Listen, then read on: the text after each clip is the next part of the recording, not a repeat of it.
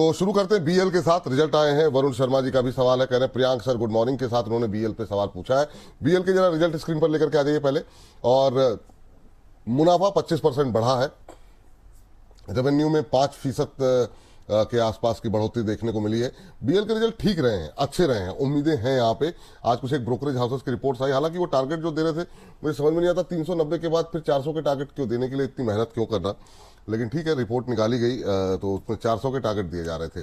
तो अभी चल रहा है 381-82 के आसपास। इस पे दोनों की राय फटाफट मैं जानना चाहूंगा क्योंकि काफी क्वेरीज आ रही हैं सर। तो प्रियांक जी, आप चूंकि सवाल आपके नाम से था तो आपसे शुरू करना चाहेंगे। 381-82 के आसपास कैसा लग रहा है आपको, और क्या अब क्या करें, क्योंकि लोगों ने अब ये मतलब मजबूत शेयर लग रहा था, लोग होल्ड करके बैठे हुए थे, क्या करना चाहिए अभी? जी सर, बेल सर एक ऐसा स्टॉक है जो मुझे अक्सर इसलिए पसंद आता है क्योंकि इस स्टॉक के अंदर खास बात क्या है कि डिफेंस के कुछ स्टॉक्स हैं जो बहुत तेजी से बहुत लंबे लॉन्ग रन में गए लेकिन उसके बाद बहुत जल्दी ठंडे हो गए। बेल एक ऐसा स्टॉक है जो बेचारा कछुए की तरह चलता रहता है।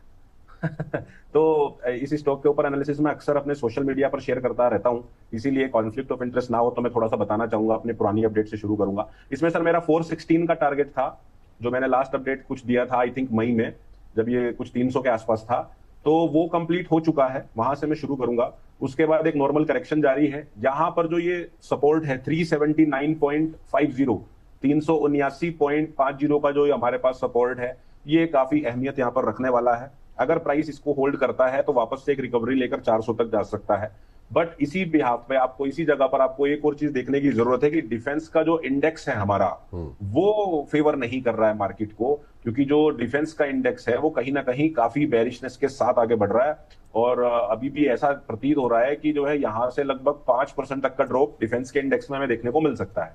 सो इस नजरिए से अगर हम देखें तो ये 379 का लेवल जो है ब्रेक हो सकता है, और अगर ये टूटता है तो आपको एक्सपेक्ट करके चलना है कि हमें 350 से 360 के लेवल्स देखने को मिल सकते हैं बेल में।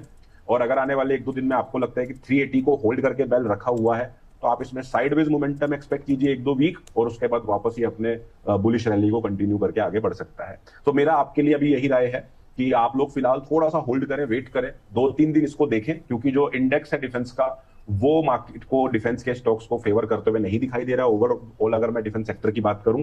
तो इसलिए मैं सजेस्ट करूंगा सर 2-3 दिन आप पहले रुक के देखें क्या 380 के लेवल को प्राइस होल्ड करता है कि नहीं जी करता है, कोई नई बाइंग करने से पहले। ठीक। प्रदीप सर, आपकी भी टिप्पणी सर इस पर बीएल को लेकर के, क्योंकि लंबे समय से लोग आपको फॉलो कर रहे हैं बीएल को लेकर के। कल जो है जिस तरीके से घटनाक्रम रहा, अब लोग थोड़ा सा दबाव में आ रहे हैं और भी डिफेंस पे बात करनी है, फटाफट मैंने कल सुबह ही ऑलमोस्ट 396 के आसपास था, 393 के आसपास था, मैंने आपको बताया था सर मुझे लगता है कि एज पर द प्राइस 380 385 तो कमिंग सून, और दिन के दौरान ही हमने देख गया कि 380 383 के आसपास आ गया था, 382 के आसपास चल रहा है। लॉन्ग टाइम में मैं पॉजिटिव हूं, जिस तरीके से आप देखेंगे ऑलमोस्ट मार्केट कैप 2,78,000 करोड़ के आसपास है।